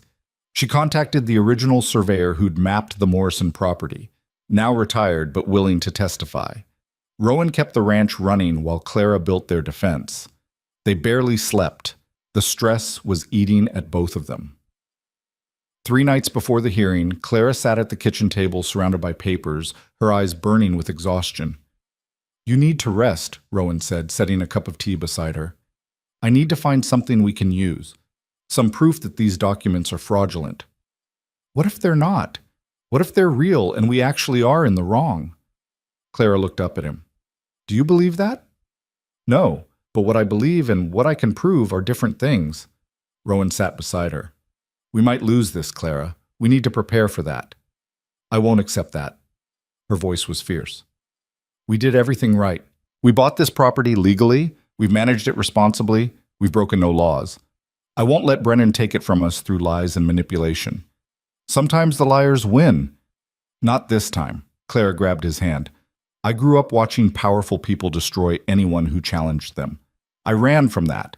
But I'm done running. If Brennan wants a fight, he'll get one. And I won't back down." Rowan squeezed her hand. "Then we fight."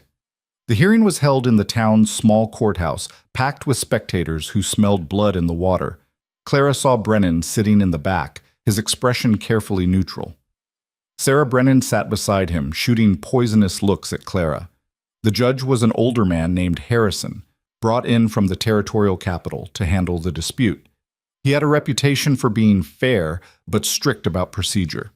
The mining company's lawyer went first, presenting what he claimed were original survey documents from 1867. They showed the property boundary running 20 acres east of where the current deed indicated. These documents were stored in the territorial archives, the lawyer explained, recently uncovered during a routine review. They clearly show that the Morrison property, and subsequently the Hale property, encroaches on what should be public land. Clara studied the papers as they were presented. They looked old, yellowed paper, faded ink, but something about them bothered her. She couldn't quite identify what. When it was their turn, Rowan's lawyer, a young man named Davies that Catherine had recommended, presented their deed and the survey from when Morrison originally bought the property 40 years ago. The Hales purchased in good faith based on legally recorded documents, Davies argued. Their deed is clear, properly filed, and has been recognized for 4 decades without dispute.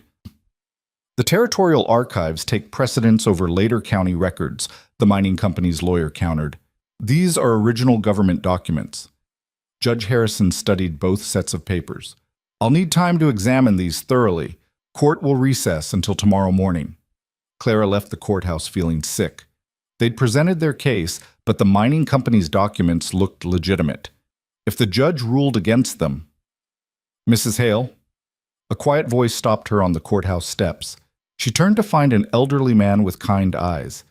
He looked vaguely familiar. I'm Arthur Chen. My wife runs the boarding house. Clara remembered. Mrs. Chen, who'd supported her after the timber contract dispute. Mr. Chen, can I help you? Maybe I can help you. He glanced around nervously. Those survey documents they showed today. I was a clerk in the Territorial Land Office in 1867. I processed surveys. Clara's heart started pounding. And I never saw those papers. The handwriting on them, it's wrong. The territorial surveyor in 67 was a man named Marcus Webb. I saw his writing every day for 3 years. That's not his hand. You're sure? Certain. Webb had distinctive penmanship, very precise, almost mechanical. Those documents are too flowery, too casual. Chen handed her a piece of paper. This is a sample of Webb's actual work. I kept copies of some surveys as examples. Compare them. Clara looked at the sample. Chen was right. The handwriting was completely different. Would you testify to this? She asked. I'm an old man. My memory isn't what it was. But yes, if it helps, I'll testify. He smiled. My wife thinks very highly of you, Mrs. Hale. Says you're the kind of woman this territory needs more of. I tend to agree. Clara wanted to hug him. Instead, she shook his hand firmly. Thank you, Mr. Chen. You might have just saved us. She found Davies immediately and showed him Chen's sample. The lawyer's eyes widened. This is good. This is very good. But we need more. Handwriting comparison might not be enough on its own. Clara thought fast. The paper. Old documents yellow with age, but the rate depends on storage conditions. If these papers were really in the territorial archives, they should show consistent aging patterns with other documents from the same period and location. Can we prove that by tomorrow? I don't know, but I'm going to try. Clara spent that night at the Territorial Archives, a dusty building that smelled like old paper and neglect. The archivist, initially reluctant to help, became interested when Clara explained what she was looking for. Document authentication based on paper aging? That's unusual. But possible? Maybe. Let me show you our 1867 collection. They pulled every survey document from 1867. Clara examined them under lamplight, comparing paper color, texture, ink fade patterns. The archivist brought her documents from 1866 and 1868 for comparison. By 3 in the morning, Clara had her answer. The mining company's documents didn't match. The paper was too uniform in color. Real aged documents showed variations, darker spots where they'd been exposed to more light or moisture. The ink fade pattern was wrong too even. Real ink faded inconsistently, darker in some letters than others depending on how the quill had been pressed. These documents had been artificially aged, probably soaked in tea or coffee to yellow them, written with deliberate care to look old. They were forgeries. Clara documented everything with the archivist as witness. She made detailed notes, took comparison samples. By the time the sun rose, she had a case. The courthouse was even more packed the second day. Word had spread that Clara had something. Brennan looked less confident, his jaw tight. When Judge Harrison called the court to order, Davies stood. "Your Honor, we have new evidence regarding the authenticity of the mining company's documents." The mining lawyer objected immediately. "This is highly irregular. This is a hearing, not a trial," Harrison interrupted. "I'll allow it.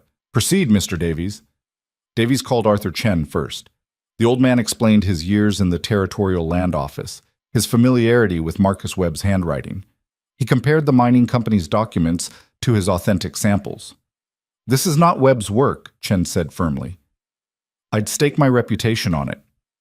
The mining lawyer tried to dismiss him as senile, memory unreliable, but Chen's testimony was too specific, too detailed. Then Davies called Clara. She walked to the witness stand with her documentation, her notes, her comparison samples, and she methodically, precisely destroyed the mining company's case. She explained paper aging patterns, showed how the documents didn't match other papers from the same period and storage location, demonstrated how the ink fade was too uniform to be natural, pointed out anachronisms in the document formatting that wouldn't have been used in 1867. "These documents are forgeries," Clara concluded, "created recently and artificially aged to appear authentic. They're good forgeries. Whoever made them knew what they were doing. But they're not real." The courtroom erupted. Judge Harrison banged his gavel for order. The mining company's lawyer was sweating now. "This is speculation, Your Honor. Mrs. Hale is not a certified document examiner." "No, but I am," said a new voice from the back of the courtroom. Everyone turned.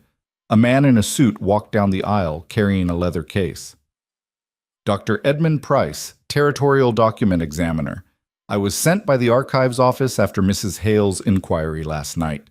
He smiled at Clara. "The archivist was concerned enough to telegraph me.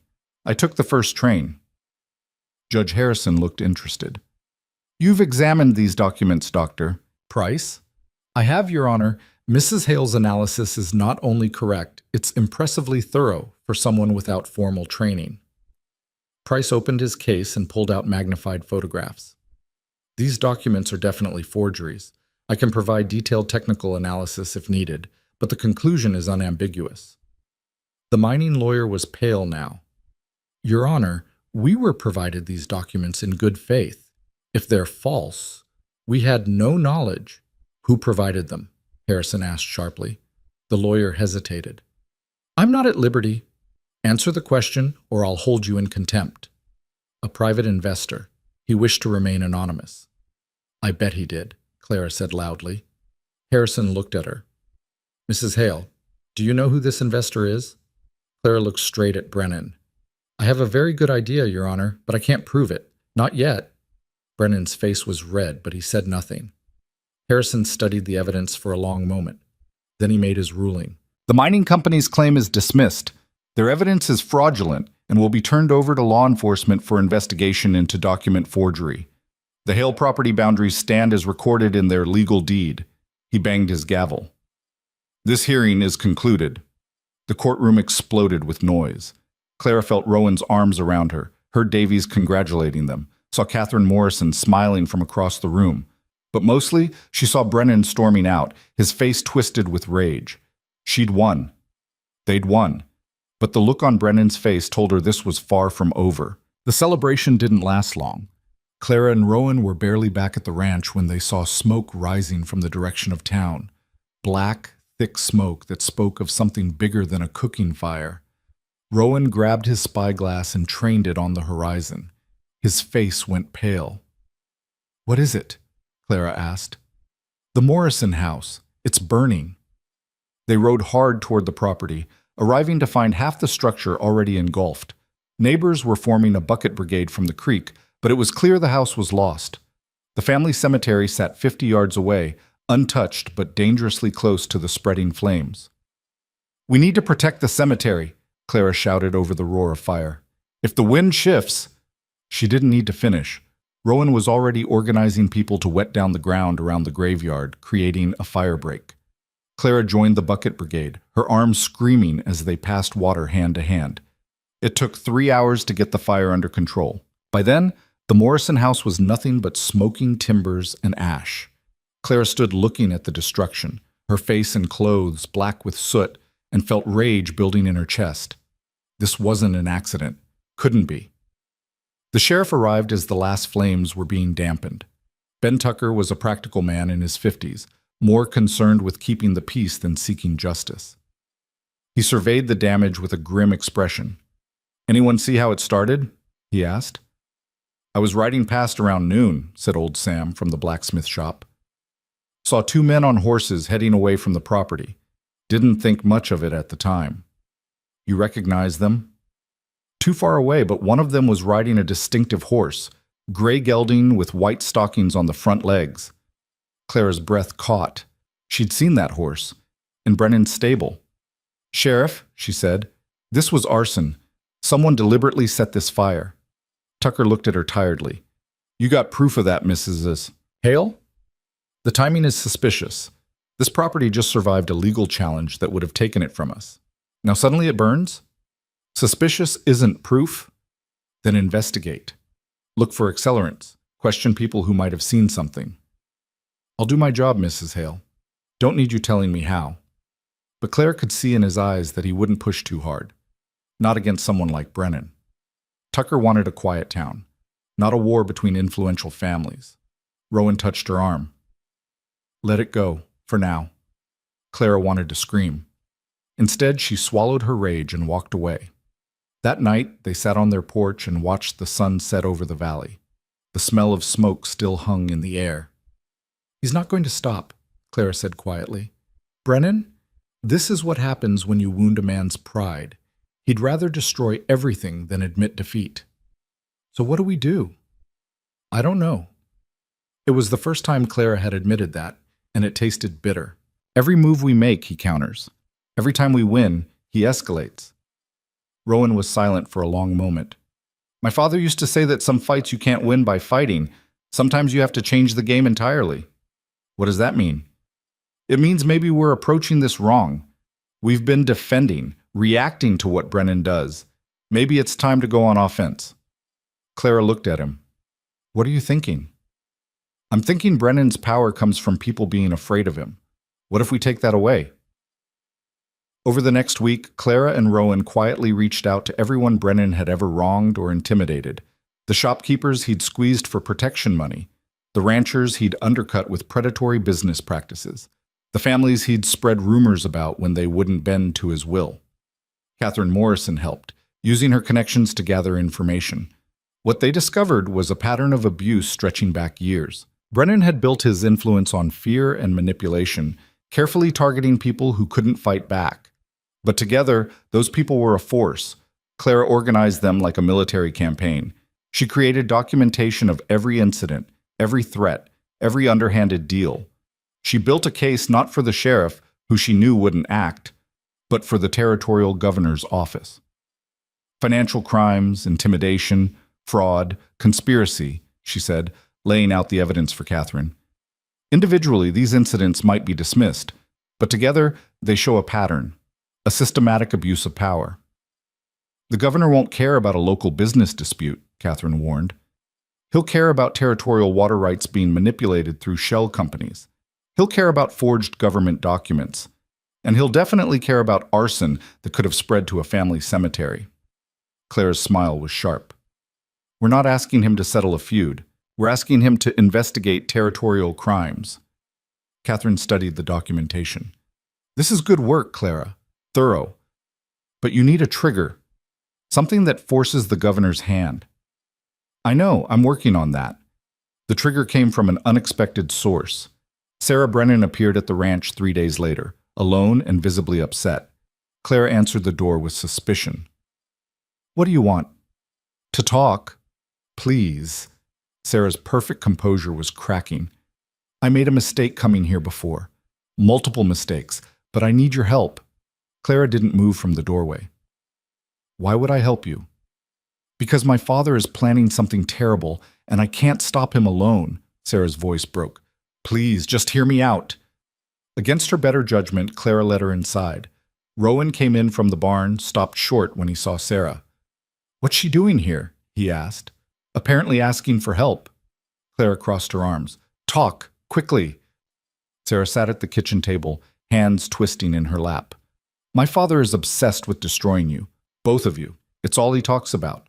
The timber contract, the Morrison property, the court case. Every loss has made him more unhinged. Tell us something we don't know, Rowan said. He's planning to burn your timber stands, all of them. He's hired men to do it. They're waiting for the right wind conditions so the fire will spread fast, be impossible to stop. Clara felt ice slide down her spine. When? I don't know exactly. Soon. He said something about waiting for dry weather. Sarah looked up, and her eyes were desperate. I know I have no right to ask anything from you. I've been terrible, but I can't let him do this. It's too far, even for him.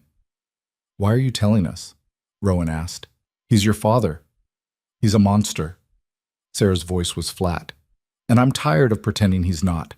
I've watched him ruin people my whole life. Told myself it was just business, just the way things were done. But it's not. It's cruelty. And I can't be part of it anymore. Clara studied her, looking for deception, found only exhaustion and genuine fear. If you're lying, Clara started. I'm not. I swear I'm not. Sarah pulled a piece of paper from her pocket. He keeps records, notes about his plans. I copied this from his desk. Clara took the paper. It was in Brennan's handwriting, detailing payment schedules to men named only by initials, fire placement locations, escape routes, everything needed to prove premeditated arson. Why should we trust you? Clara asked. This could be a trap. It could be, but it's not. Sarah stood. Do what you want with that information. Tell the sheriff, tell the governor, tell everyone. I don't care anymore. I just want this to stop. She left before Clara could respond. Rowan and Clara stared at the paper in silence. It could still be a trap, Rowan said finally. I know, but what if it's not? Clara looked at him. What if this is our chance to end this for good? They took the document to Catherine Morrison, who had connections with the territorial marshal's office. The marshal, a hard-eyed man named Coleman, read through it carefully. This is good intelligence, he said, but it's not enough to arrest on. We need to catch them in the act. So we wait for them to set our property on fire? Clara demanded. No, we set a trap. Coleman leaned forward. You let it be known you'll be away from the ranch on a specific night. Make it believable. A trip to the capital, business that can't be postponed. Meanwhile, my deputies and I will be watching. When Brennan's men show up to set the fires, we catch them. And if something goes wrong? Rowan asked. If they get past your men? They won't. I'll have 6 deputies positioned around your timber stands. The moment anyone tries to start a fire, we move in. It was risky. Clara knew that. But it was also the best chance they had to end this. They spent 2 days making preparations. Clara made a show of booking train tickets to the capital, told everyone in town she and Rowan would be gone for 3 days on business. She even had their luggage loaded onto the afternoon train. Then, after dark, they circled back to the ranch through the forest trails and hid in their own barn with Marshal Coleman's men. The waiting was agony. Clara sat in the dark loft, rifle across her lap, and watched the tree line. Rowan was beside her, equally tense. Around them, deputies were positioned in shadows. What if they don't come? Clara whispered. They'll come. Brennan can't help himself. Midnight passed. Then 1 in the morning. Clara was starting to think the whole thing had been a trap after all when she saw movement at the edge of the timber stand. 3 men on horses, moving quietly. They dismounted and pulled out containers, kerosene, from the smell that drifted on the wind. Coleman raised his hand, signaling his men to wait. Let them commit to the crime. One of the men splashed kerosene on the first row of trees. Another was doing the same 50 yards away. The third stood watch. The first man struck a match. Now! Coleman shouted. Deputies erupted from hiding. The arsonists tried to run, but they were surrounded. Within minutes, all 3 were in custody, their hands bound, kerosene containers confiscated as evidence. Coleman approached the watchman, who looked terrified. Who hired you? I don't know what you're talking about. You were about to commit arson on private property. That's a territorial offense. You're looking at 10 years minimum. Coleman's voice was iron. But if you cooperate, tell us who paid you. The prosecutor might go easier. The man broke immediately. Jack Brennan. He paid us $500 to burn the Hale timber stands. Said to make it look like an accident, like the fire spread from a lightning strike. Oh, you have proof of this payment? He gave us half up front. $100 bills, they're in my saddlebag. Coleman retrieved the money. Marked bills, easily traced. He smiled grimly. Gentlemen, you just gave me everything I need. By dawn, Marshal Coleman was knocking on Jack Brennan's door with arrest warrants. Clara and Rowan watched from a distance as Brennan was led out in handcuffs, his face purple with rage. He saw them across the street and shouted, "This isn't over. You think you've won? I'll destroy you. Coleman shoved him into the wagon that would take him to the territorial jail. Save it for the judge. Sarah Brennan stood in her doorway, watching her father's arrest with an expression Clara couldn't quite read. Relief, maybe.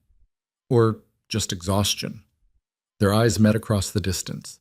Sarah nodded once, then went inside and closed the door. The trial happened 3 weeks later. The evidence was overwhelming. The hired arsonist's testimony, the marked bills, the documents Sarah had provided showing Brennan's planning, the pattern of harassment Catherine's lawyers had documented.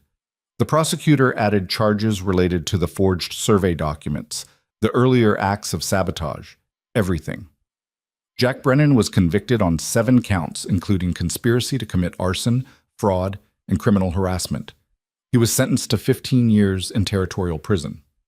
Clara sat in the courtroom and watched him be led away. She waited to feel triumphant. Instead, she just felt tired. "You all right?" Rowan asked as they left the courthouse. "I keep thinking about how much time we wasted fighting him, how much energy went into just defending ourselves. That's over now." "Is it? There'll be someone else, another Brennan, another man who can't stand seeing people succeed on their own terms." Rowan pulled her close. "Maybe. But next time, we'll be ready. And next time, we'll have allies." He was right. Over the past months, they'd built a network of people who'd stood with them. Catherine Morrison and her business connections, the Chens and their community influence, the ranchers and shopkeepers who'd found their own courage by watching Clara refuse to back down. They weren't alone anymore. A week after the trial, a letter arrived from the city. Clara recognized the handwriting immediately, her father's cramped, impatient scrawl. She opened it with steady hands. The letter was short. Thomas Whitmore was in financial trouble. His investments had collapsed, his business partners had abandoned him, and he was facing bankruptcy. Vivian had left him, taking Margaret and what remained of the household valuables. He was alone, desperate, and asking Clara for help. Not asking, demanding, as if he had any right. Clara read the letter twice, then handed it to Rowan. "What are you going to do?" he asked after reading it. Clara took the letter back and walked to the fireplace. She held it over the flames, watching the paper catch and curl. "Nothing," she said. "I'm going to do absolutely nothing. He's your father. He stopped being my father the day he laughed while signing papers to send me away." Clara watched the letter burn to ash. He made his choice. I'm making mine. Rowan wrapped his arms around her from behind. "No regrets?" "Not one." Clara turned to face him. "He wanted me gone because I was difficult and opinionated and too honest. Those same qualities built everything we have here. Built this ranch, this partnership, this life. Why would I regret that?" "You wouldn't. I just needed to hear you say it." Clara smiled and kissed him. "I'm exactly where I want to be. With exactly who I want to be with. My father can't take that away. No one can." That spring, they broke ground on an addition to the house. The ranch was profitable now, the timber contracts were solid, and they had plans to expand the cattle operation. Catherine Morrison had become a business partner and friend, investing in their expansion in exchange for a share of the profits. Clara sat on the porch one evening, watching the sun set over the valley, and thought about how much had changed in less than a year. She'd arrived here expecting exile and found home instead. Expected to be tolerated and found herself valued. Expected to survive and discovered she could thrive. The sound of hammers from the construction site mingled with the evening birdsong. Rowan came out and sat beside her, handing her a cup of coffee. "What are you thinking about?" he asked. "About my family. About what they thought would happen when they sent me here." "And what did they think?" "That I'd fail." that the mountain man would send me back within weeks, and I'd come home humiliated and broken, ready to be the daughter they wanted. Instead, Clara smiled. Instead, I became someone I actually like, someone capable and strong and unafraid. They meant it as punishment. Turned out to be the best thing that ever happened to me. Rowan took her hand. For both of us. They sat in comfortable silence as darkness fell. Lights appeared in the windows of the new addition, the workers finishing up for the day. Tomorrow they'd continue building. Tomorrow there would be more work, more challenges, more problems to solve. But tonight, Clara was content to sit here with her husband, on the porch of the home they'd built together, and simply be. A rider appeared on the road leading to the ranch. As they got closer, Clara recognized Mr. Chen from town. "Evening, Mr. Chen," Rowan called. "What brings you out this way?" "Message from the Territorial Council." Chen handed Clara an official-looking envelope. "They asked me to deliver it personally." Clara opened it with curiosity. Her eyes widened as she read. "What is it?" Rowan asked. "They're asking me to serve on the Territorial Water Rights Commission. They want someone with experience in land management and resource conservation." Clara looked up, stunned. "They're asking me to help write policy for the whole territory." "Will you do it?" Rowan asked. Clara thought about it. A year ago, she would have said no automatically. Kept her head down, avoided attention, stayed small and safe. But she wasn't that person anymore. "Yes," she said. "I think I will." Mr. Chen smiled. "My wife will be pleased to hear it. She's been telling everyone that Clara Hale is exactly the kind of voice the territory needs." After he left, Clara read through the letter again. It detailed the commission's goals, the meetings she'd need to attend, the research required. It was a significant responsibility. It would mean time away from the ranch, political battles, resistance from men who thought women had no place in policy decisions. It would be difficult.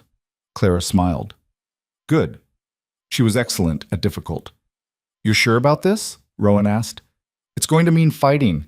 More men like Brennan, more people who'll try to tear you down. I'm sure. Besides, I've gotten pretty good at fighting. And winning." "Yeah, you have." Rowan pulled her close. "The territory doesn't know what it's in for." "Neither did you when you married me." "Best surprise of my life." Clara laughed and kissed him, there on the porch of their ranch, with the mountains rising behind them and the valley spreading out below. Somewhere in the city, her father was probably still waiting for a response to his letter, still expecting the daughter he'd tried to break to come crawling back. She hoped he waited forever, because that daughter didn't exist anymore. In her place was Clara Hale, rancher, businesswoman, future territorial commissioner, a woman who'd been sent away as a joke and had built something real from it, who'd been called difficult and turned that into power, who'd been told she was too honest, too opinionated, too much, and decided those things weren't flaws at all. They were exactly who she was meant to be. The stars came out bright and clear in the mountain sky. Clara leaned against Rowan and thought about the future. There would be more challenges, more people trying to push her back into the role they thought she should play, more fights for respect, for recognition, for the simple right to be herself. But she'd fought those battles before and won. She'd do it again. And again. For as long as it took. Because the girl they'd shipped off to the mountains as punishment had found something they never expected her to find. She'd found herself. Her purpose. Her home. And she was never, ever giving it back. In the distance, the new addition to their house stood half-finished, a promise of growth and expansion. Of a future they were building together, one choice at a time. The cruel joke her family had played, marrying her off to a rough mountain rancher they thought would regret taking her, had become the foundation of everything good in her life. Their exile had been her escape. Their punishment had been her liberation. And standing there on the porch with Rowan's arm around her and the whole valley spread out before them, Clara Whitmore Hale knew with absolute certainty that she'd won. Not just against Brennan or her family or any individual enemy. She'd won something bigger. The right to choose her own path. The freedom to be exactly who she was. The love of a man who valued her strength instead of fearing it.